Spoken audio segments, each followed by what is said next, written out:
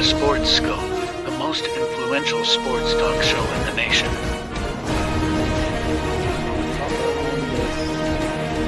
What is today, the 19th? Stay tuned for updates and great sports content. Hello, everybody. Welcome to Sports Scope. I'm your host, Robert Butler, on this 30th day of May. Folks, I got a good show planned for you tonight. Got some good sound from the finals there from Barkley. And also going to give me my opinion and the full breakdown of that. Aaron Rodgers manifesting a Super Bowl. A lot of people laughed at that. I wasn't one of those people. At the Taylor Swift concert, also Bob Myers stepping down as the general manager. Got some coaching news in the NBA and more. Sports Scope. We'll go ahead and take our first and only break and hit the ground running here in 49 seconds. Hello, Sports Scope followers. The program has seen tremendous growth since going 5 days a week. I just wanted to thank everybody for your cash contributions and sharing the program with friends and families. Just a reminder, if you want to contribute to the program, go to the Cash App, the cash sign, and Sports Scope. There are other ways to contribute to the program listed at the bottom of the screen. If you want to advertise on the program, go to sports, that is sports with an S, another S, scope, SKOPE, at gmail.com, just like it's listed at the bottom of the screen. Thank you and enjoy the program. All righty then. Now, I'll say this. This Heat team, this is probably one of the most underdog stories of all time. If you're looking at just a series per se, not just one game. I mean, NFL, you had the New York Giants in the NFL as they were like what were they like 9-7 winning the Super Bowl. So you've had it in football. You see this more in football, but when you got a series like that, usually the better team wins more often than not. So this could be one of the bigger underdog stories if you're just talking about professional sports series per se. To make a run like this as an 8 seed. They are the first 8 seed, folks, since 1999 to get to the finals, and that was in the 50 game. That was in the 50 game season. That was the lockout year. So it's a really impressive run that they've been on. It's one of the most impressive of all time. I was off by about 40 points. I thought they would probably lose by 20. They ended up winning by 20. And I always wanted to start off with the team who actually won this thing. This team has a NFL culture to them, this Miami Heat team. And I got a little bit ahead of myself. Just do a quick announcements. I'll have Jeffrey Deskovic will be back on the program Thursday at the start of the program at the top of the hour, 8 p.m. Eastern, 7 p.m. Central. We're going to talk about his conference breakdowns, and, of course, I'll get his finals prediction. He's always a really good guest. Him, Keith, John, Ristano, Carlos, you guys are all great guests here on the program. So back at this at hand. Now, you can't take anything away. I mean, they went through the 1 seed, the 2 seed. Here's another thing people hadn't talked about is that the Bucks, even though they did lose Giannis had this back contusion problem. The Bucks were the number 1 overall seed. They had 58 wins. This Boston team had 57. They was a number 2. If we were just doing rankings and not conferences, everything, they were the number 2 overall seed, which is that much more impressive. Here's Jimmy Butler talking about his teammates and not calling them role players after the game. I just think, the guys that Coach Spo and Coach Pat put together, when a guy goes down, the next guy could fill in that gap and do exactly what that guy that went down did. and do it at a high level.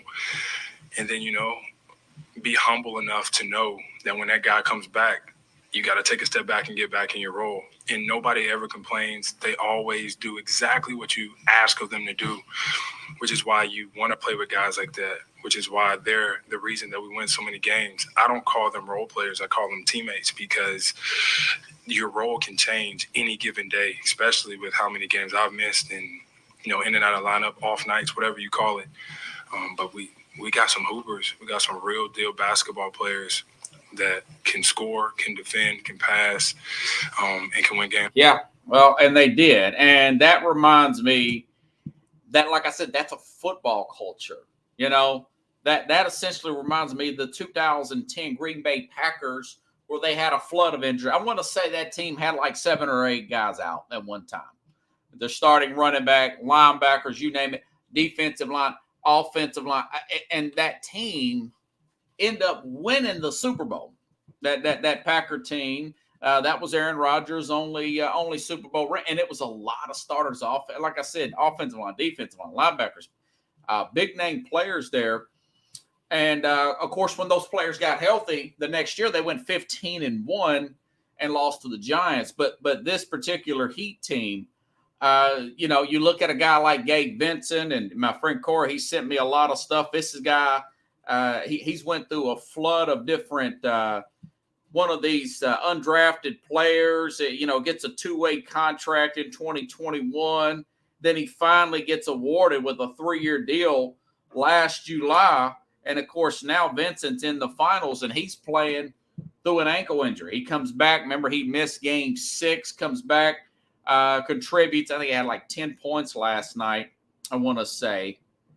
And so you really have to give this give this credit to and homage to them instead of saying what the other team did wrong, And then, of course, on the flip side, Boston takes 42 threes, 21 at halftime. Going to play a bite by Charles Barkley. Barkley's not great at predictions, but I tell you what's made Barkley so famous, and one of the elite analysts in all of sports, is because he pinpoints exactly what a lot of us are saying, in whether you're at a bar, whether in your own living room, in my case, whether you're thinking it. He says a lot of stuff I'm thinking when I'm watching the game. He says it, and almost verbatim at times. Listen to Barkley at halftime last night at this particular game. If I can find a bite here, I had to get it from had to get it through my line of tweeting here. Some good sound bites here. Here we go. First half. Give me your. Meantime, Jimmy Butler. First half. Give me your impressions on what he's been able to do. He's got 11. I thought he was good, but I got to say something, man. Why can you dumbass Celtics making my head hurt? Good about the language. Ernie, let me tell you something. Glad I asked you about Jimmy Butler. I know, but I can't let it go, man. I know. If you just come to the game and say, we're just going to jack up threes, and if we win, we're going to win. If we miss it, we're going to lose. They're 4 for 21. They probably, I forget what they were last game. 7 for 35. It's so bad to watch them play. There's no ball movement. There's no body movement. And it's just frustrating watching a team with this much talent just play stupid. Yeah. And that is exactly what happened with this particular team. The definition of insanity is doing the same thing over and expecting a different result, folks. And if it's not falling, go to the rim. I understand Tatum turned his ankle early.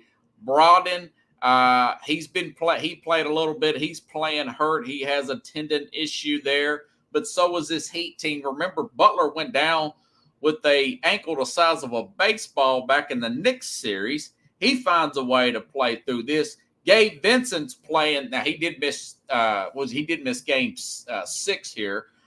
He's playing through some stuff. Bam Adebayo's got shoulder problem. He's been playing through that. One team's simply out. They're just tougher, man. They're just tougher, and they really believe in what they're saying. It's not a bunch of cliches. I think I've got one more Butler bite. I don't want to give too much love to the loser, too much time to the loser. Here's Jimmy Butler just after they won the Eastern Conference Finals. You know, Jimmy, late in our telecast tonight in the fourth quarter, they replayed a clip from last year after the Eastern Conference Finals when you said a year from now we're going to be back, we're going to be in the same position, and we're going to get it done. How did you know that? I have so much belief in myself and this group of guys, in the squad that Coach Pat and Spo and everybody else put together. I see it every single day. I know how good of players that we have. I know how good of a team we are, and we made it happen. Yeah, and I noticed how he said Coach Pat too. Pat Riley, and so like I said, this is a football-like culture. This is a New England Patriots culture. This is a Green Bay Packer 2010 culture. This is a Bill Cowher Pittsburgh Steelers type of culture. It's not a typical NBA culture. You want to say maybe Detroit bad boy teams, but it's that culture, and you need more of that in the league. You got a lot of guys mailing it in the NBA. Jimmy Butler said 50% of the players do not want to be. They want to be great. They just want to draw a paycheck. You know that. There's probably some truth to that. You watch them play. I've watched players play, and it is what it is. One more bite about Barkley after the game. Let's see.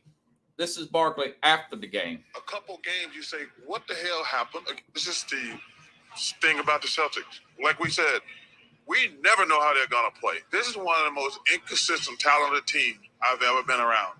You got two guys who are all NBA. You got the defensive player of the year. You got the sixth man of the year. And in the last month, since the playoffs started, a couple games, you say, what the hell happened against Atlanta? What the hell happened against the Sixers? And then you come out here and you get down 3-0 with the first two games at home. Then you play two magnificent games. Then you really play three magnificent quarters. Then you try to choke game 6 away. I'm surprised. I'm shocked that Miami won the game, but I'm not shocked they won the game. I'm shocked they won by 20. Yeah, exactly. Well, they quit, They quit. And DeCad says, smart teamwork. Denver's well rested. Yeah, and I'll get to the finals here in just a little bit. But, again, what Barkley said, 2 All-NBA players, Defensive Player of the Year, Marcus Smart. I don't know if that was this year or last year. Former Defensive Player of the Year. Got 6 men. That was Malcolm Brogdon. That was this year. You said, well, they got hurt, blah, blah, blah. Well, why did they get hurt? Because they let a lot of the games go. That's why they got hurt. They let game 1 slip away without who was it? Embiid in the Philadelphia 76ers series. They let him let that game get away. James Harden has 42 points. They have control of the game down the stretch. They give it up. It's total coaching. And Barkley did mention the fact that they've got experience. They have a lot of experience. And, going back to Miami, the truth of the matter is they're not the average number 8 seed. This is not a team that crept into the playoffs this year and you've never heard of them before. As far as going towards the playoffs, that's not this Miami team. This team was in the East, like he said in that other bite I played from TNT. He guaranteed they'll be back. Butler guaranteed they'll be back next year. Well, that was this year. They were in the conference finals. They went game 7 last year. The problem is they had Tyler Hero out. They had Victor Oladipo out. Boston is a lot better. Boston had home court advantage. Record-wise, they were 57-44. Boston's got a guy, and you got to put it on the general manager up there as well is operations people, whatever title you want to put it on, for putting this guy, 34-year-old Joe Mazzulla, into this being a head coach. And they played great during the regular season. You're catching a lot of teams off back-to-backs, long road trips. I understand they put 40 up in the game. It's not as much substitutions. Your lineups are shortened in the playoffs. You're doing constant adjustments. You're doing in-game adjustments. Everybody has equal rest. It's a whole lot that goes into this. And I know there was a lot of coaches fired in the playoffs. Doc Rivers and of course the Suns coach. I thought maybe you should give him another year. Nick Nurse is the one that really threw me off because of their injuries and everything. Budenholzer, I kind of understand from the way they were playing prior to him winning that championship. But, they're going to have to step up and say, Brad Stevens there? I made a mistake. This guy was not ready for this. This guy actually sat behind. I said this a couple of weeks ago. He actually sat behind the actual coaching bench. There's assistant coaches. Then there are other assistant coaches, and I didn't know this, but Jason McIntyre mentioned this with Fox Sports. He said, a local Boston guy said that goes to the games, this guy was sitting behind those guys. So he's way, way over his head. And, yes, they shot 41 three-pointers, the same mistake they made in the other games, shooting 21% there. It looks like they got complacent, and they just didn't care. Once they knew that Tatum was hurt with that twisted ankle, Brown, I was really surprised the way he played, but you still had Derek White. You still had Al Horford. And I understand Robert Williams was sick as well in this game. He was throwing up before the game. You got to play through all that stuff. I'm from the era where you just play through all that, man. You ice this stuff over. The Robert Williams thing, Jordan the flu game. I'm used to people like Michael Jordan playing through the flu game. So I took down some couple more screenshots here. Like I said, this is a heck of a run here, folks. Hey, you got a veteran coach here. Let's see. First time since 99. I had a note here on. Okay, here we go. ESPN Stats and Information says Caleb Martin scored 132 points in the Eastern Conference Finals, though 23-9. He passed John Starks in 1994 Finals Eastern Conference for the most points in any conference or NBA Finals by an undrafted player in the modern era since 1966-1967. So, hey, that is and of course teams now are being down 3-0 or 0-151. Some of your favorite drinks there, right? Rum 151. Some more screenshots here. Eric Spoelstra started out as a video coordinator. This is a long game. Check this out. Eric Spoelstra started out as a video coordinator with the Heat in 1995. 28 seasons later, he has 812 career wins, 3-time champion, 2 as a head coach, 7 East titles and NBA Finals appearance. So he's a Hall of Fame coach, man. Very much a Hall of Fame coach. Now, the flip side. Okay, back to Boston. I'm bouncing back and forth here. You say, well, now what? Obviously, again, not to beat a dead horse, it starts with Joe Mazzulla, okay? There were reports out today that the team would like to sign back Jaylen Brown to a max contract. He was asked about that. He said, we're still getting over this loss. I think he's a nice guy. He's a better finisher and a more consistent player, not the talent of a Tatum, but Mazzulla would be the first thing I would go ahead, let him go, or maybe move him back down to an assistant coach. This guy's 34 years old. Okay, he may be a great coach at some point. I just read Eric Spoelstra started off as a video coordinator in 1995, right? So Nick Nurse, I talked about that yesterday. He's up with the Philadelphia 76ers. He's off the board, okay? How about Frank Vogel? Now, Frank Vogel took a Roy Hibbert-led team, Roy Hibbert and Paul George, and they pushed the Cavs the Heat, as hard as they can push them. Championship teams, as hard as they can push them. Eventually, that team ends up winning out 6 or 7 games. Also, he won that championship with the Lakers. He was a fall guy. He was a fall guy for the Russell Westbrook debacle there in L.A. Frank Vogel is a championship-winning coach. He's at the proper age. He's 49 years old. He's not 34. 15 years difference. He's a prove it. He's on the market. And if it's me, Boston, I would lose a lot of respect for Brad Stevens' ownership. You name it. If they don't make the move and go out and get the proper coach, then we'll talk about Jaylen Brown. Then we'll talk about Tatum. Yes, Al Horford is long in the tooth. Probably had to do something there, but everybody else, that looks like a pretty good squad.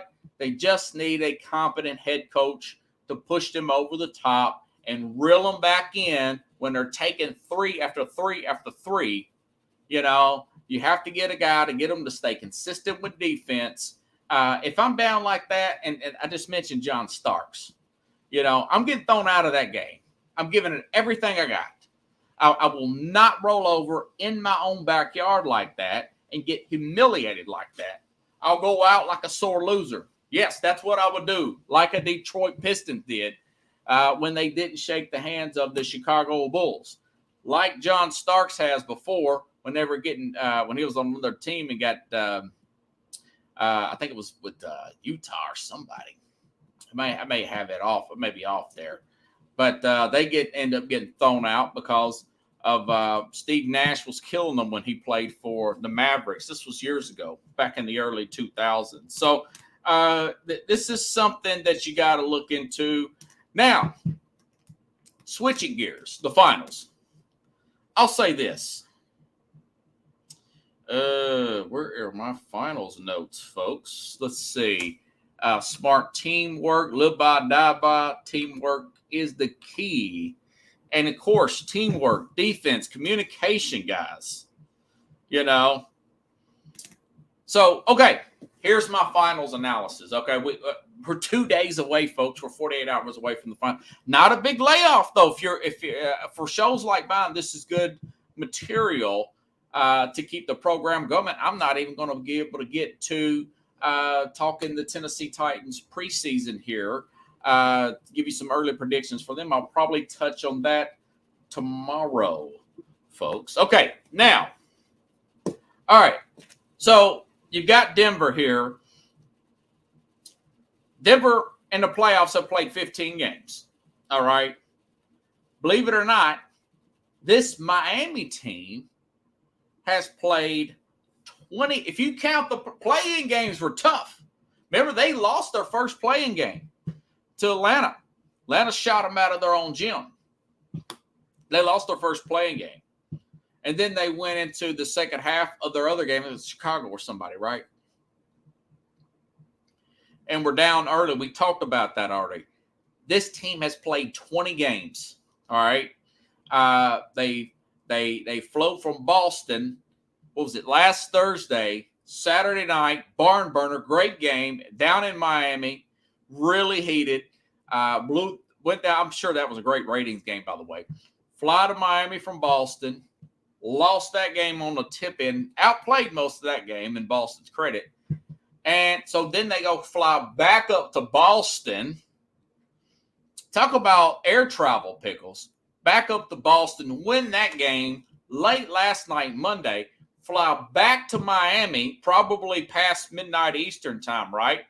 Fly back to Miami, okay. Stay in Miami for a day today. And then tomorrow, fly all the way to Denver and then play a team that's had 10 days off. Okay.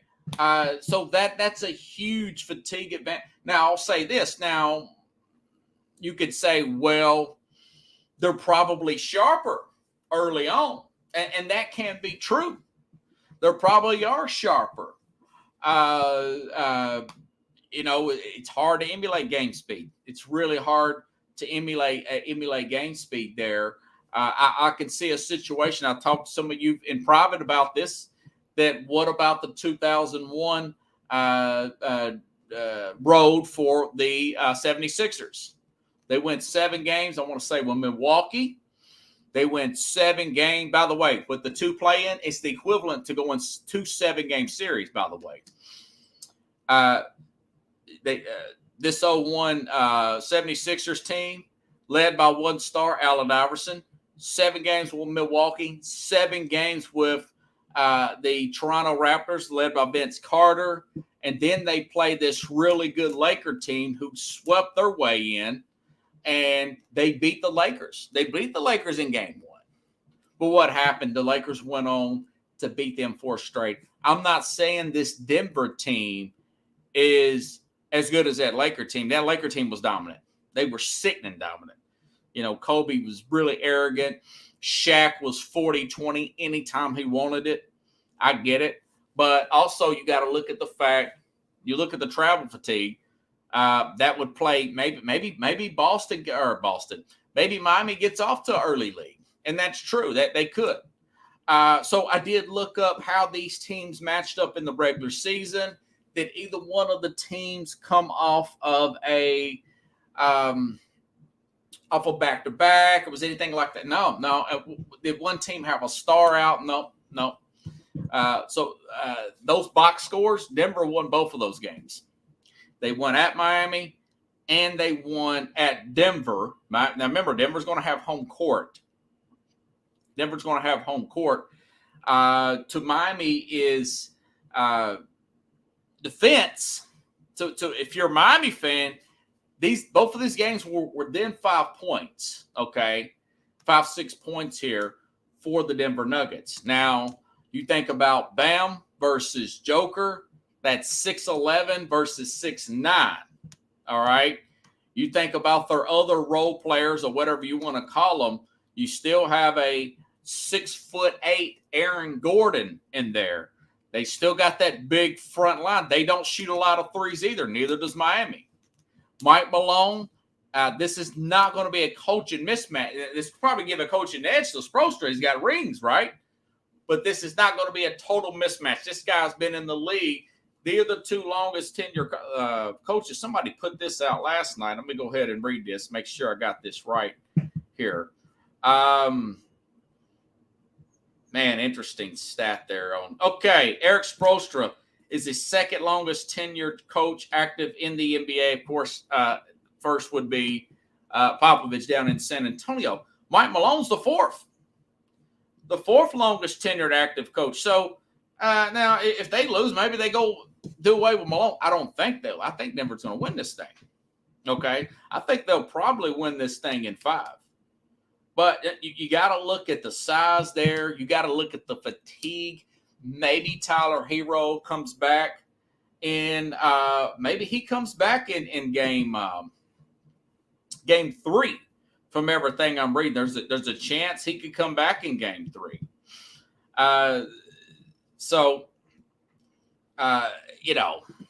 This team's tough. They're not the normal 8 seed. Again, they were in the conference finals last year. They got beat the year before that by the eventual champs in the first round. That was the Milwaukee Bucks. They got beat by them the year before that, the Milwaukee Bucks. And then in the bubble year, they were in the finals. And, of course, they lost to the Lakers. Okay, so what do those teams have in common? Really good big man. Really good, consistent big man. Anthony Davis, okay.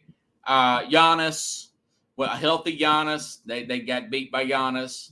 Okay, and then last year, they had a better coach. Boston had a better coach last year. So, and Miami does, as tough as Miami is, they have a tendency to go on scoring droughts too. Like I said, a friend of mine, Corey, sent that they were just hot, man. They shot the ball shot the lights out last night. He said he shot over 58% on wide open threes, the best 3-point percentage wide open threes any team in any series over the past 10 years. You know, but you live by, you die by, Chad. You know, you live by the three, you die by the three. And Aaron Gordon had a good comment here.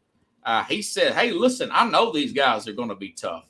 I know this is going to be a grudge match. He says, Aaron Gordon, who used to play with Orlando, he played the Heat all the time, right? He says they fight, they scrap, they have no quit in them. They play fearless, they're disciplined, they're well coached. We're not looking at their seed or the story around them. All those guys have game, and we're respected. They expect a fist fight, a dog fight, and a foot race for 4 quarters, and I do too, you know. But I do think everything seems to be lining up for Denver. I said it at the start of the Western Conference Finals. I did not know that the Celtics would fall this far off, okay? We talked about Paul Westhead in 79 taking over, not Paul Westall, who used to be the coach of the Phoenix Suns in 93 that lost to the Bulls. Paul Westhead was the interim coach there for the Lakers. It was loaded with mega talents. Had already won rings. Kareem Abdul-Jabbar won several rings. But what we found out to be a phenomenal Magic Johnson on that team. They end up winning the finals that year, but Magic later goes on and says, hey, man, this guy's not the guy. He's not the guy. He's good now, but long term, he's not going to be the guy. We know what happened. Pat Riley ends up taking that team over. So, I like Denver probably in 5, but it could go 6 because these guys got so much dog in them. It could very well go 6 for Denver. And if they win this thing, and they could win it, it would be the lowest underdog seed win ever. The lowest seed ever to air quote win the finals was a 6th seed, and that was Akeem Olajuwon. Akeem Olajuwon led Houston Rockets team in 1994 over the Knicks. The Knicks really had their shot, and they just couldn't get over the hump. I really hate that. I wanted Patrick Ewing to get a ring, folks. Here's a little side note. SportsCenter put this out about Pat Riley. With the Heat advancing, Pat Riley's now been part of 25% of the NBA Finals in league history. 3 as a player, 10 as a coach, and 6 as an executive. 25% of the NBA Finals in league history. I mean, that dude is a culture setter. He is a winner. The Winner Within. I think he had a book out, Pickles, called The Winner Within, Pat Riley. So another interesting stat, ain't about the money. It's about guys' chemistry, coaching, playing hard. Spot Track put this out. He said the 2023 NBA Finals will feature 2 teams in the top 15 payrolls this past season. Sometimes that has happened 7 of the last 10, 3 of the last 3 in which with the 2 of the top 5 max teams. As far as payroll tax rank and everything, Nuggets 8th, the Heat 15th with all those undrafted players. You know, the Warriors were number 1 last year. Okay. The Celtics number 11, Bucks number 7, Heat number 2 before that. Warriors number 1 when they went back to back. So this are 2 somewhat underdog teams here.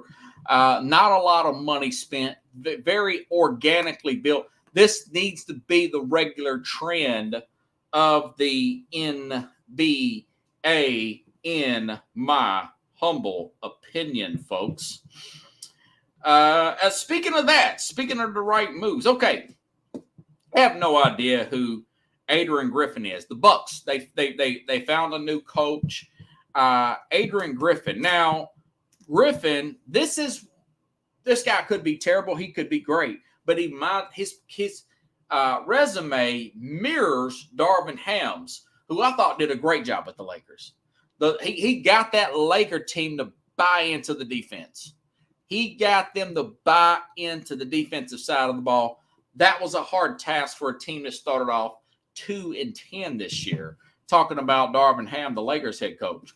But this Adrian Griffin, he was an undrafted guy in 96, just like Darvin Ham. Been an assistant coach for Toronto since 2008. He played 9 years, the same as Darvin Ham. Let's get a guy about 45, 50 years old to be your head coach if you're championship-ready team. Let's stop getting these, Pickles would say, for the for NFL, these 32, 33, he would call them techno geeks. Let's you really would like to see a guy put about 8 to 10 years of assistant coach kind of resume in before he becomes a head coach here, because the players will respect him more. Preferably in the NBA, you want a former player. Pat Riley, Phil Jackson, former players. I believe good coach is good coach, but I'm just telling you what's been successful in the NBA, this Adrian Griffin guy. So I think it'll be decent. And think about Darvin Ham. Ham got Anthony Davis to play through injury. He got him to play through pain. He got that team to be tough. So I think Milwaukee does have a pretty good coach here. I really do. And, of course, Nick Nurse, I said that yesterday. I thought Nick Nurse, he's a championship pedigree coach. Won different ways with Toronto. I know Doc Rivers did, but remember, he had 3 Hall of Famers on that team. Probably 1 on that Toronto team that I know of. So it's going to be interesting to see how all this stuff works out. But I do think that if you're going to hire a coach, get a guy that's been an assistant 8-10 years, not a player that just got done playing last week and he's coaching guys that are older than him. That doesn't make any sense to me. More often than not, right? Other news. Okay, this is a weird story out of Golden State. Speaking of Golden State, Bob Meyer, I've been reading this story for a couple months. The Golden State Warriors general manager just stepped down today. And the last couple months, I've been reading that they're not close on an extension. He gets Executive of the Year. He played a big part in getting Kevin Durant there, a big part in building that big 3 there with Draymond Green, Klay Thompson, obviously Steph Curry. None of these guys being a lottery overall number 1 overall pick. So he did a good job there. And I understand that Jerry West was part of the organization then as well, and he's also got a really good eye for talent. But Bob Myers, the general manager of the Golden State Warriors, my thing was far off on contract extension. So I think he wanted more money. I think he wanted quite a bit of more money, maybe wanted a little bit more power there. And maybe there's somebody with a bigger ego above him saying, well, my system works over you. You're just an assistant, blah, blah, blah. We got lightning in the bottle. They did miss with players like Wiseman, but they did hit with trades from Andrew Wiggins and everything. So part of championship teams' egos become involved. Assistants get bought out. Players get older.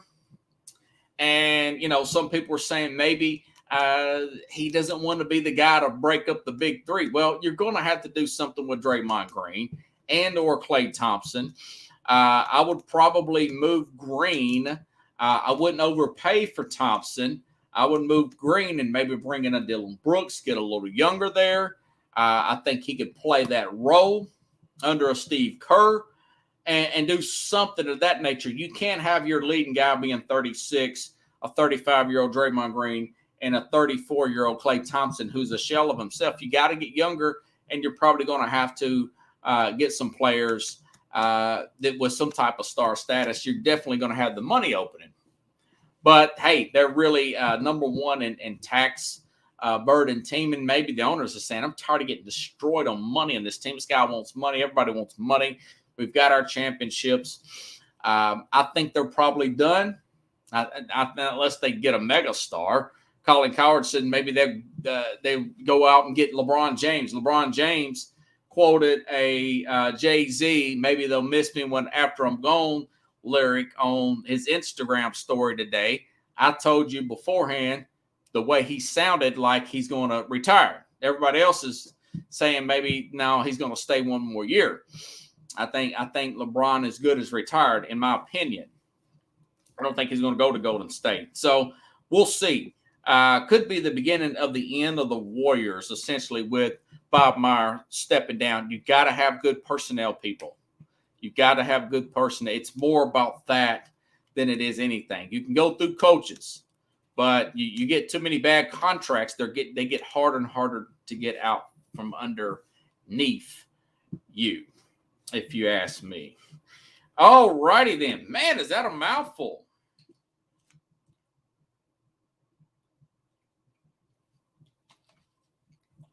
Okay. Got a soundbite for you. Going back to the pigskin. I can't stay too far away from the pigskin. I got to go back to the pigskin. All right, now, so Aaron Rodgers was at the Taylor Swift concert. Let me say this about Taylor Swift. Not a Taylor Swift fan. I think she has one song about haters and something that The Rock was singing on one of these funny TV shows years ago. He's doing some kind of lip syncing song. I can't remember the name. It was one of those night shows. And Taylor Swift, she's been in this major tour. I'm out of Nashville, by the way. She started off this tour here about 2 or 3 weeks ago. And I read that the lowest ticket was $80. And Tennessee, Shake It Off. That's it, Court. Tennessee Titans Stadium. She played at the Titan Stadium. This about 2 or 3 weeks ago. 3 days straight. Total sold out. Totally sold out. Titans Stadium holds about 72,000 and some change. I did the math on that. I said the lowest ticket is $80, and that's nosebleed for this Taylor Swift concert. You multiply that, which I did, by 72,000, which it did. All three sold out. We're talking $5 million a day. Taylor Swift. Now, she sung 45 songs. 45 songs that she written. I don't say how her voice can stand it. But she made $5 million, and that doesn't count all the other very expensive tickets that you're reading for thousands and thousands and thousands of dollars. 15, 16, 17,000 is backstage passes. Because she's got a lot of overhead, I'm sure. She's got a lot of overhead. But so, I would love to do good on one of my routes that paid, $300 for a weekend. If I got one that paid, $15 million, that's a pretty good gig, right? So now she's taking this tour on the road. And so Aaron Rodgers was sought out singing one of her songs, but implying, and the stadium looks lit up. And if you see some of the video, it looks like a Super Bowl halftime show. It's very high dollar stuff, these Taylor Swift concerts. So listen to Aaron Rodgers, and there's a story behind this as well, if I can find it. Here we go.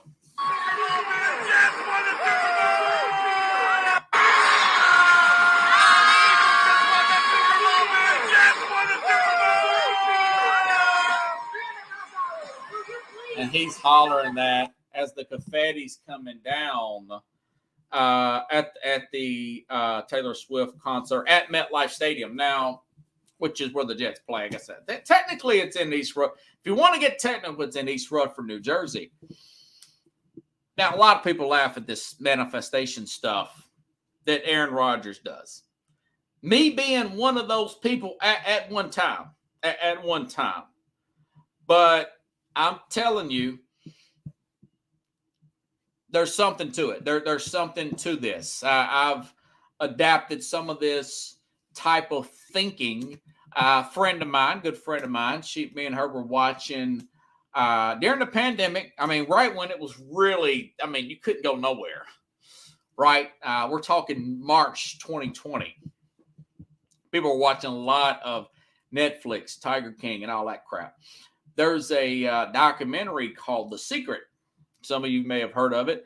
It's no longer on Netflix. It's on Amazon. I've canceled my Netflix. I may bring it back this summer if I get bored. And it's about manifestation, the law of attraction, thinking something. What you think about, you bring about. People mock that all the time, but speaking things into existence. So I think he's taken up some of this. This may be something to do with his, darkness retreat. But it's a person of faith for me. All my church goers, my fellow church goers. I'm not ashamed of Jesus. I love Jesus, right? The Bible will say, "Walk by faith, not by sight," right? But so manifestations for a form of that. It's a form of that. I remember Eddie George saying he walked over to the Rams sideline when the Titans lost the Super Bowl in '99. He just wanted to get what it felt like to be around a Super Bowl winner. And, a lot of people didn't like Warren Sapp saying what he was saying. Remember, the Bucs were a laughingstock of the league for 20 plus years, maybe longer before he got there. I think he got drafted in '95, Tony Dungy. And obviously, John Gruden later took that team over. But he always says, this team's going to win a Super Bowl. He said it so much on TV after every interview that you got guys like Joey Porter, the father of Joey Porter Jr., who's a currently drafted newly corner linebacker. They call them paper champions because they went down there one time on Monday Night Football. He's skipping through the stretch lines talking about Super Bowl stuff. And Porter got tired of dealing with that, and, the Steelers went down there and beat him. But my point is, he stayed consistent with that line of thinking. He stayed consistent with that line of thinking, manifesting things. Jimmy Butler saying, we're going to be back here next year and we'll win it next year. Talking about the Eastern Conference Finals. Aaron Rodgers playing it out like they've already won the Super Bowl. They're trying to get themselves in that type of mindset. So, and look, listen, he was part of a team that had a lot of injuries. They were a very long shot in 2010 in Green Bay. His defense was good, though. They had Woodson? It was one of the Woodson, not Rob Woodson. Actually, I think it was. Either way, Rod Woodson. I think it was Rod Woodson. The guy who won the Heisman Trophy was on that team with Michigan. Remember, he played with the Raiders, and they later picked him up. Clay Matthews. That defense was really good. That was his best defense that year. But they had injuries everywhere else, and they ended up winning the Super Bowl. So I don't mock him for doing that. Now, this Green Bay team, I've got them at like 9-8, 10-7. All you need to do is get in. Once you get in, the Heat proved that you have a chance to win. You have the 2006 Pittsburgh Steelers. That was the big, at that time, this was before the 2007 New York Giants, right? 9-7, Carlos, right? And then they beat the greatest team of all time on paper. The team, the Patriots, that won all those regular season, had 50 touchdowns. Randy Moss had all those regular season records with Moss, Welker, and that bunch. And that meant nothing because they lost the Super Bowl to a 9-7, 10-6 Giants team who fought their way in. So you definitely have a chance there. So we'll see what happens there. I'll tell you what, the fan base will definitely eat that up. They'll eat that up with Aaron Rodgers. And again, I'm not a Taylor Swift person, but man, is she something. She is she's a person that, parents got involved with her early. She stuck with it. I used to work with a lady I still do, but I don't go to her facility. You know, her ex-husband now was her trainer. And, you know, he says, man, this chick still has a teenage-like mentality. But her mom was really big in her marketing, extremely good work ethic. Still got a child. What's this girl, like 33 now? You know, she's a few years younger than me. But she still's got that teenage pop, young spirit about her. And, you know, she's probably going to make $100 million this year. And that's me going conservative on that particular thing here in the manifestation. So I'm okay with that. I'm okay with that. You got to believe it in your mind before it can come a reality. You can't sell anybody else if you can't sell yourself that you can win. And I think that's a problem with the Celtics. Celtics really don't believe they're good enough, particularly Tatum, even though we all know he's good enough. The all-NBA player, you know, 50-point games in big closeout games. He needs to probably see a sports psychologist, man, and get some of that Aaron Rodgers type of school of thought. So anyways, we will have Jeffrey Deskovic on the program Thursday. He'll be on at the beginning. So we get maybe 25 minutes with him. I'll get his thoughts on the Eastern Conference. And, of course, this crazy the Eastern Conference was a good one. You know, it actually turned out to be a pretty good I actually liked it. I like that Denver. Those Denver games were really good. I mean, there was no blowouts. What were they, 5-6 points with the Lakers? You know, and in case you guys hadn't noticed, I do think Denver's going to win this one. They're going to get their first championship. I think they'll probably win it in 5. It might go 6.